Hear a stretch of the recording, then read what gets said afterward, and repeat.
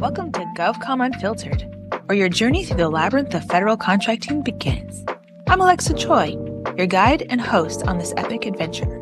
Here, we dive deep into the heart of government contracting, shedding light on the heroic tales of those who navigate its complex terrain.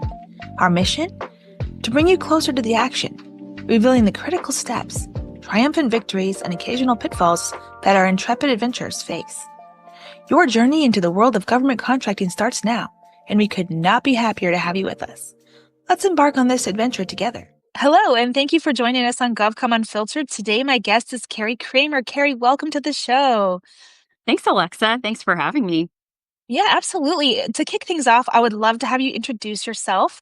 And I just have to say, before you do, you're one of my favorite people. I try not to play favorites, but it happens. And so just having you here today is so thrilling. So yeah, please introduce yourself and we'll get started.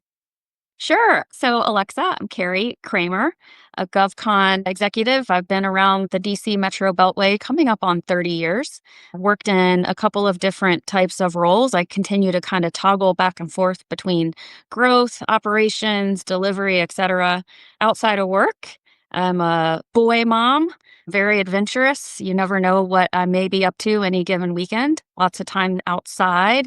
And yeah, I'm looking forward to today and definitely looking forward to chatting. Excellent. And as somebody that follows you avidly on Instagram, I can verify that all of that is true.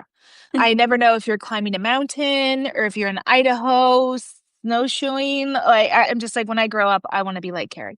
Yeah, this coming weekend, one of our boys is on the crew team. He's rowing crew. And Yeah. so this weekend, we are literally installing a dock. So I will be out in the water tomorrow. So I'm looking forward to that. Hopefully, it's going to be warm enough to be in water. You know what, though? But you know me, there's no such thing as bad weather. You just have to have the right gear, right? So Right, yeah, right, it'll be right. good. It'll be fun. Excellent. Wonderful. Well, let's jump into this conversation today. First question is, I would love to know from you a pivotal moment early in your career that shaped who you are today, maybe something that isn't in your official bio.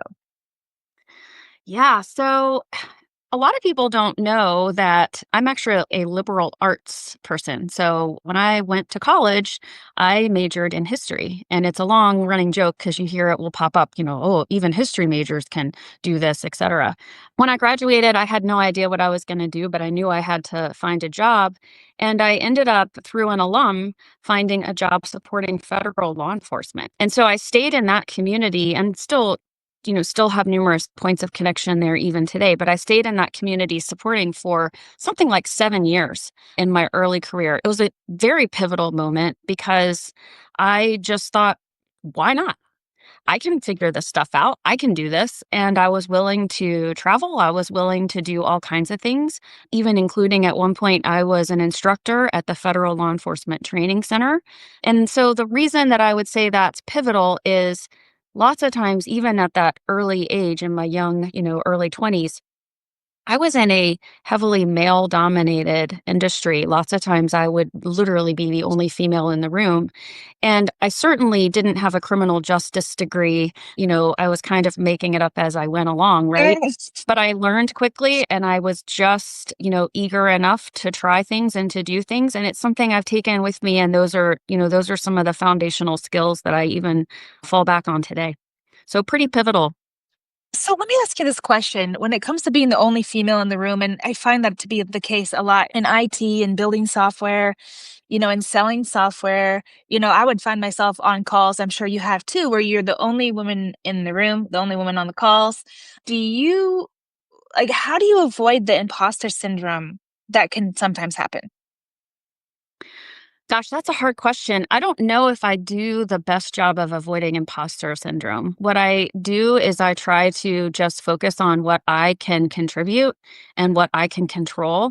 So I'm not sure that I would say that I am the, expert on imposter syndrome, but what I know is that I try to just stay true to myself, when I need to take a deep breath, but also make sure that in certain cases, if I know that it's going to be, a challenging environment or a challenging room, I find the advocate in the room, right? Right. I try to make sure that I am supporting others. And lots of times when you are able to demonstrate those behaviors, they're returned back to you. And so if I just come into the room as an advocate to others, lots of times I find that's returned back to me. Yep. Yeah, absolutely. I find that to be true too. When go into the room with a lightness and a Yeah. willingness to be the light, then sometimes it comes back. So not every time, but sometimes. Yeah. Yeah. I, And you know what? When it doesn't, then there's another day. There's another, you do the best you can. And sometimes if there's a meeting where you feel like maybe what you needed to do wasn't heard or what you wanted to accomplish, there's other ways to get to to get to where you need to go. Right. right. Yeah. I So can't tell you how many times after a call I'd been like, well, not my best work, but yeah, there's always more than one way. So, if you're in a room for those of who are listening in on this and you don't feel like you're being heard or you don't feel like that your contributions are being recognized, follow up with an email. Go find, somebody who, and especially if you really want to be a contributor, there are other ways that you can get to where it is you need to go.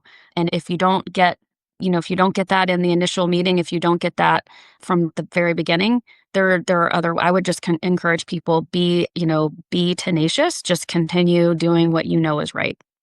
right. I love it. Thanks for sharing that.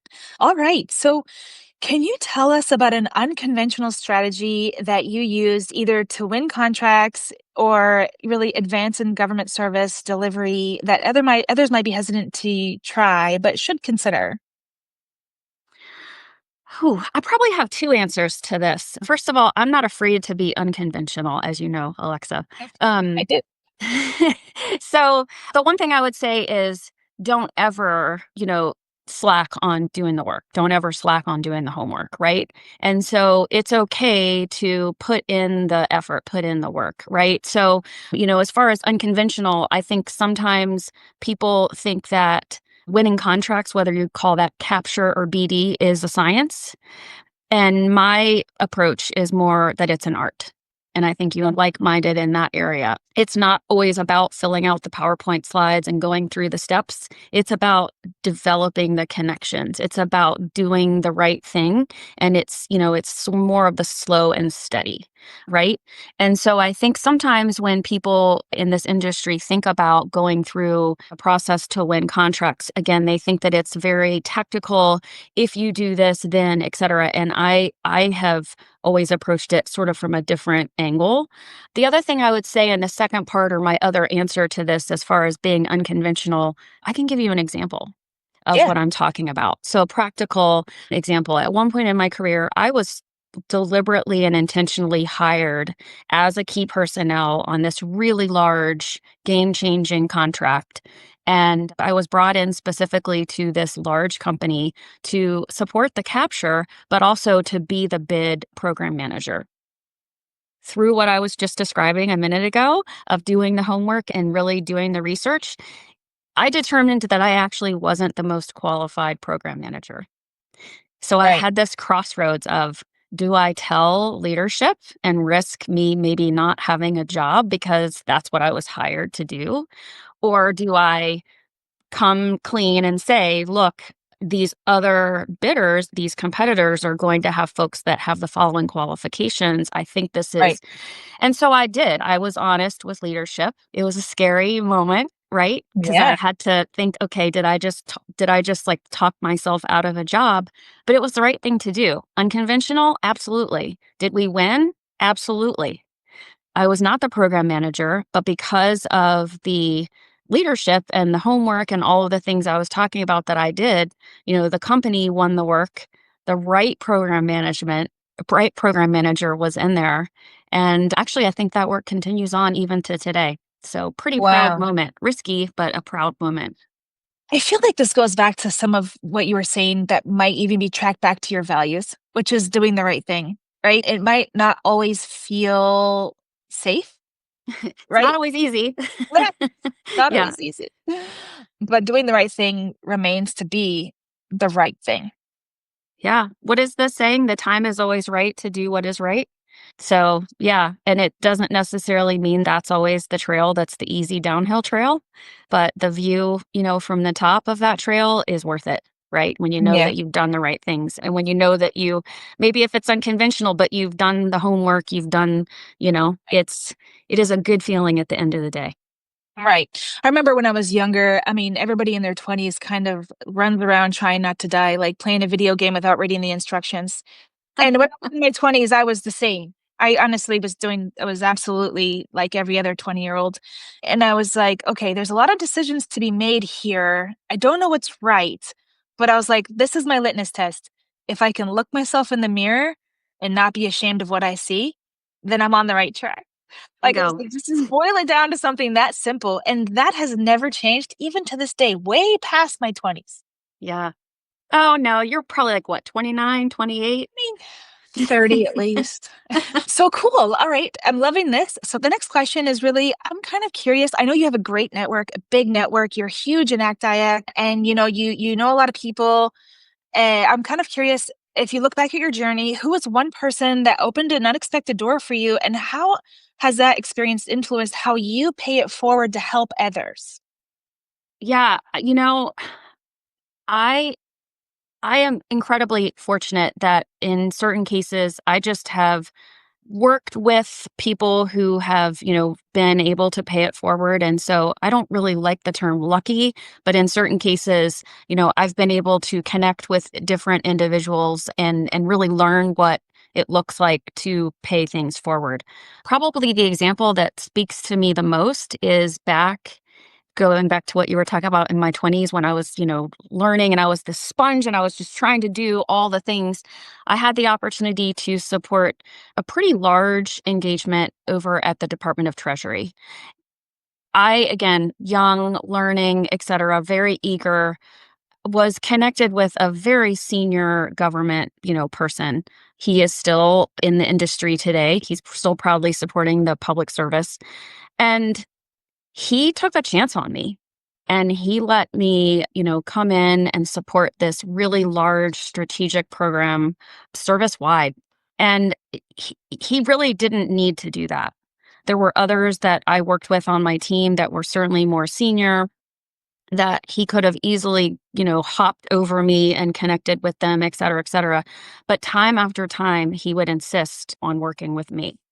And he went above and beyond even to go to the company I was working for at the time to say, you all need to recognize Carrie. Alexa, you know me well. I'm a behind the scenes kind of person. So at the time, it felt really squishy and weird to be getting that recognition. But, he saw something that I don't even know if I saw in myself at the time. And that relationship has gone on for years and years. He's somebody I don't even talk with. Years can go by now at this point. But just that mutual appreciation and the fact that he did that showed me, again, one of those that's like what good leadership looks like. And I have so much respect for this individual even to this day. I mean, if I was to get a call, anything I could do. But the best way that I know to thank this particular individual is to demonstrate his leadership style. And that's something I commit to whenever I get a chance, which is really, again, pay it forward, build those connections, and yeah, do the right thing. So, I think one of the best parts of our job as leaders in this industry is really to take a chance on the people that maybe they don't like they themselves are nervous about their role, right? But then to stand up and to give them that space. Like yesterday we promoted somebody at G2X who I think is doing a tremendous job and like even writing her promotion note made me so happy I love because that. that's like why we do this, right? Yeah. It's to lift up that second level of leaders and then Yeah. have them lift up the next level of leaders, That's you exactly know? right. And so this story is just so heartwarming. Thank you for sharing. Yeah, yeah, this particular individual, just I have so much admiration, like I said, and the fact that he was going out of his way, not just myself but others. There are those folks out there, and Mhm. it's just you just know when you cross paths with those individuals where you think, okay, this is making a difference. Yeah. Right, right, right. Yeah. I have a couple of those as well. One of my favorite federal customers, I had to actually introduce my boyfriend to him. And he was like, "Okay, Alexa, I'm acting as your dad. I need to meet this guy and see if he passes muster." And I was like, I just appreciate that so much. It just made me feel very warm and fuzzy. And It so, sounds like, like a similar yeah, relationship because through the years with this particular individual, got to know his family, went to yeah, his kids' school plays, all of those different types of things, right? Just because, again, there's a true connection there and there's yeah, a friendship and an appreciation. And again, it was one of these, it's more than just, hey, I'm a contractor, I'm supporting, right. XYZ service. It was more of these are humans that care about each other. And by the way, we can do some really amazing things that impact the greater good for the American public. So, I love it. Perfect. I see a common theme between all of the questions, and it really comes down to doing the right thing and building connection, a real connection. And how does mhm, that work? So the next question is around that. What do you think is the most effective approach to building real connections in this industry? Because whether it's BD, whether you're calling it BD, capture, delivery, or whatever title you're giving it, this is what we are endeavoring to do. right. My answer to this one, it's a great question, by the way. And my answer to this one's probably a little bit unconventional. Another Ooh, theme there. GovCom unfiltered, so go for it. Yeah. You have everybody is going to need to do this so that it's genuine to them. Right? So the way that I approach this is in alignment with who I am. I'm an introvert.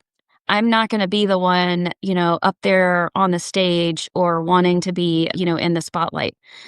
Right, I have a pretty extensive network and I certainly have, various connections, et cetera, et cetera. But I've built those in a way that's meaningful to me. And that may not be like upfront and center. Now, for other folks, that's their, as you would say, that's their jam, right? So, I think there's actually, I think it might have been yesterday evening. I can't remember, but there was recently a very large, networking event in the evening, right? Some people think that's the most effective way for them to build connections. And I say, you know what? If that's what feels good to you and if that's what works, absolutely do that. right. Right. So if you're the happy hour person or if you want to go, to this conference, that conference, I would say go for it. Do that because it's a fantastic way. For me, I think those are things that are great. But the best way for me on a personal level to build these connections is more go have coffee with somebody. Again, more of an introverted type of approach. Go have coffee one on one with somebody. Go, downstairs during the workday and just take a walk with somebody. Get to know them. Find out about, their hobbies or what they're doing, outside of work that makes them tick, right? The theme there, though, is don't try to build these connections and build these relationships with an agenda because Yeah. that's insincere and everybody sees that. I Mhm. think Alexa, you and I have enough Fed friends and other GovCon friends where, and even today when people come to me, I'm like, I don't. If you're not going to be sincere and if this isn't genuine, like I kind of know. Yeah, we So know. Yeah, we sure yeah. do. So I would say put the agenda aside. If you're doing the right things, back to the Yeah. theme, and you're being true to who you are, that other stuff works itself out, Yeah, right? for sure. And Um, it's interesting. I'm like right there with you on that one. Like, don't have an agenda. But also, I feel like some people miss the boat on what networking is actually about in general. agree, You know, agree. like they pop up on LinkedIn, or like I had a lady call me this morning who I haven't spoken to in a year and a half, and her text to me was like, "I'm looking for a automated test engineer that has a DHS suitability clearance." And I just wrote her back on a text like, "Who is this?" I didn't have her number saved, you know? And then she texted Yeah, me back and told me who she was. And I was like, "Oh, just call me." yeah, So she yeah, yeah. called me and she explained to me who she was. And I was like, "Look, I want to be helpful. And I'm so glad that we reconnected. But it's so odd to me that a year and a half went by. I haven't seen you, talked to Mhm, you, nothing, and you just text me out of the blue asking me for two resumes that are pretty senior, and I'm happy to give them to her, but, like, I think people need to realize that this is a more than just like what I can do for you and what you can do for me, but like, how can we be there for each other, Yeah. especially during this time of like Yes. Agree. disruption? Yes. Agree. Yeah. I'm trying to remember who it even was, but at some point in the past in my career, somebody said, look, here's the deal. When somebody asks for help, do what you can to help them. And when you need help, ask for help. And that's how you build a lasting, that's how you build a good network. Right. Right. And again, goes back to that common theme. But I think, a lot of these things, like you say, it's all about, hey, let's go ahead and have the conversations, get to know folks for who they are. And then when you do need help with finding the testing people or, when somebody Right. is looking for their next Right. opportunity, et cetera, those things just, again, they work out, right? So Right. one thing on a personal level, you might not even know this about me, Alexa, but one thing that I have really become passionate about is helping young professionals. It has nothing to do with my job description. It's Right. actually, I couldn't even tell you the genesis of how I became so focused and really interested in that, other than as a mom, at some point, I'll have people entering the workforce and I want them to be productive and get some of the same Right. opportunities that were afforded to me. So again, it's only fair. But I think that those are the types of things too. It may not even have anything to do with what your job is at the moment, but if you're out there and you're connecting the dots and thinking, hey, there's this cohort of young professionals, this isn't going to benefit me at all. But like I see that there are these other people that I know that I could be that bridge. Those are the types of things that I think, help with your brand and help ultimately that when you do have that day of, gee, I need this help with something, et cetera, people think, yeah, I'm willing to help Carrie out because I know that she does stuff that's just good, these are just good habits in general, right? Mm. So Yeah. No, I absolutely. And I'm a big fan of the book called The Go Giver. And oh, that I'll have book, to look for that. oh yeah, I know you're another book person. Every time Carrie and I meet for lunch, we bring each other bags of books. It's amazing. She's like my favorite. And The Go Giver really is about an approach. And it really is about a sales guy who couldn't close a deal. And the Mm. whole book is an allegory about why somebody would be in sales to begin with. And it's not really about helping yourself, it's about helping the other person achieve what they need. And in turn, if that's helping you, then that's fine. But like your ultimate goal is to be a go giver, not a go getter. So, I love that. yeah, I would recommend checking out that book. I think you'd really love it. It really suits some of your approaches as well. And when it comes to the younger folks, I feel like each generation, and I work with a lot of the younger folks, and Gen Z, sometimes this remains a mystery to me as a non-parent, but I do think that they bring a lot to the table. Oh I'm yeah. so excited to see them grow in these roles and eventually take on these leadership, different aspects of leadership, and just to see how they approach it differently. Because, one of the things that I've learned over time is just to be more curious, right? I try Yes. not to get mad. I try to get curious. Like, at what point did I lose the plot on this particular topic, right? Right. I think Yeah. that's so important and that I will go track that book down today. I just read several really good books as well that I need to get over to you. But going back to that go giver sort of approach, I think customer service, right? That is something that you and I haven't talked about during this session, but I know we talk about in some of our other dialogue. Everyone has a customer.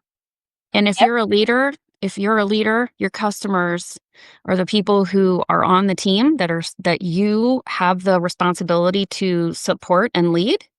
And it's also, your actual customers, right? Right. Who are you selling to? What products? What are you providing? What services? And I Right. think so many people get lost on that. But good customer service, any part of my life, it makes all the difference. And it goes back to the book I know that you told me about a long time ago, The Power of Moments, Oh right? yeah. It's so important. And so that goes back to, what does good networking look like? All of these things are all related, right? Oh yeah, they're all related. And this is why I love this conversation so much, because it's all part and parcel to like Absolutely. be a good human, be a fun human. I mean, I just threw that one in there. We didn't talk about that, but I believe in that. And It's then, important. yeah, like all the pieces. And so I got one more question for you, Carrie. Yeah. And that is, if you could go back and give baby Carrie some advice, and I know that you have a couple of kids, so maybe you do this regularly. What advice are you giving them? What advice would you give yourself as a younger human? This is something that I have a pretty big milestone birthday coming up, so this is definitely something in my internal monologue I think about. I'll be looking for my invite in the mail. It'll probably be something outside on a trail, but sure. Okay, Um, fine. so, I think that the big thing here, if I was to give myself advice and anybody, who could use that as well, is don't worry about the competition, right? This is about you and what somebody else on the team, this person gets promoted or that person has this title. Or if you focus on what other people have and what their journeys are, you're missing the magic of your own Right. journey. And if you are fixated on, everybody else, you are missing out because, you have your own path, you have what makes sense for you. And so, I regret any time that I spent giving my power and giving my headspace and worrying about those other things. The best thing to do is trust your gut, continue to be curious, continue to focus on developing yourself, and then the right things happen. They just do. And the Right. right things are what is right for you. And it doesn't matter about, you know, other folks or, other teams, et cetera, et cetera. That's not to say that it, again, if you're in that growth type of role, et cetera, that it doesn't make sense to track and to know who are other competitors, et cetera, et cetera. It just means that, when something doesn't go your way, it's actually going your way. You just haven't figured out what your way is yet, Oh, I like that. right? Yeah, absolutely. So, Yeah. yeah, I would tell people, and back to the imposter syndrome and all the other, just be yourself. Yeah. And if you are feeling confused or you're feeling frustrated, it's probably because you're trying to go in a direction that really doesn't align with what you really want to be doing. Yeah, I love that. Yep. I know that in some of our previous working experiences, I worked with a guy who was a huge introvert, like way bigger than you introvert. And you know this guy as well. Super smart, and we would go to events together and he would be like, "Can you just be by my side?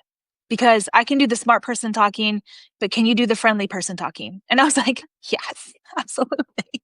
I mean, I can also do the smart person talking, I guess, but you can have that role for now, and I'll have this role, and it'll be super fun.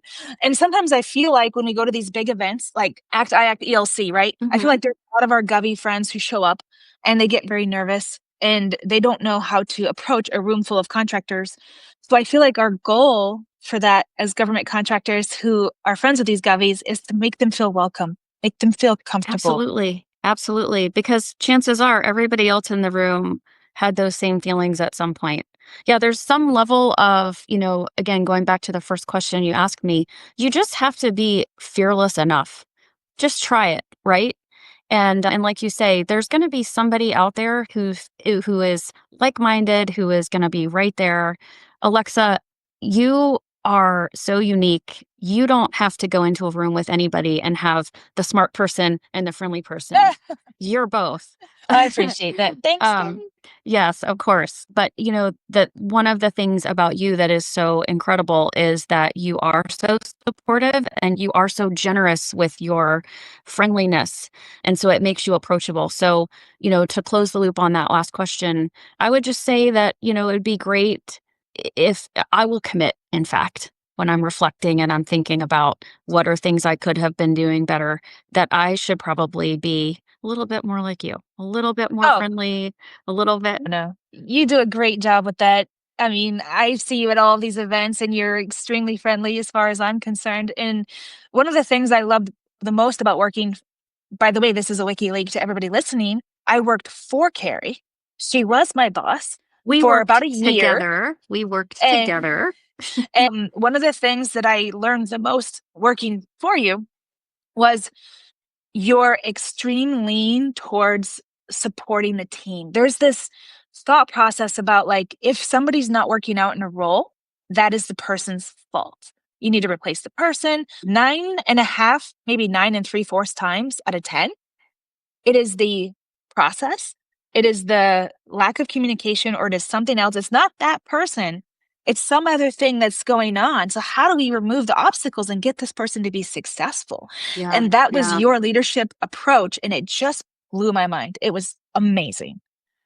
Well, thank you for that. Again, some of those are the things I learned from all of these different examples that I was sharing, during this discussion, right? If you can figure out what people's strengths are and what motivates them and where they really want to be spending their time, it's Right. amazing how productive, individuals can be. So it's all about harnessing, everybody's interests and making sure that folks are in the right spots and then moving out and playing as a team. And like you said, having some fun while you're doing it. Yeah. So, I recently had a post go viral on LinkedIn about being funny at work. And it's weird that like the posts you think are going to go viral never do. But then the random ones out there like get 2,000 views and people sure, sure. comment. But yeah, it's like being funny actually raises a perception of that you're a better leader. And as soon as I found that out, I was like, oh, I'm going to become a comedian, man. It's over for y'all. Like, I'm never going to be serious again. Like, Okay, that's something I'll have to think about because I feel like people who know me well think I have just the most goofy sense of humor. So that might be yes. another thing I'm going to have to work on. Yes, Carrie. Yes. Let's create a type five and actually start like a GovCon comedy routine. Like, let's do this. This is a different approach. It's so great. It's so needed right now. I can bring like the goofball humor, I guess, because Yes. apparently my Yes. sense of humor is more towards that, I that love area. it. So I love it. Well, Carrie, thank you so much for your conversation today. This has been yeah, so awesome. Catch us next time on GovCom Unfiltered. But for today, we really appreciate you. awesome. I look forward to seeing you soon into trading books. Yes. Thank you so much for having me. Have a good day.